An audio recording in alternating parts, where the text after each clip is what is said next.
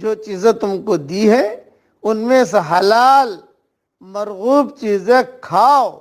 واتقوا اللہ الذی انتم بہ مؤمنون، اور اللہ تعالیٰ سے ڈرو جس پر تم ایمان رکھتے ہو.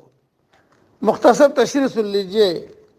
حدیث شریف میں آتا ہے کہ ایک شخص رسول اللہ صلی اللہ علیہ وسلم کی خدمت میں حاضر ہوا اور آ کر کہا کہ یا رسول اللہ صلی اللہ علیہ وسلم، جب میں گوشت کھاتا ہوں تو نفسانی شہوت کا غلبہ ہوتا ہے، اس لیے میں نے اپنے اوپر گوشت حرام کر لیا ہے، جس پر آیت نازل ہوئی.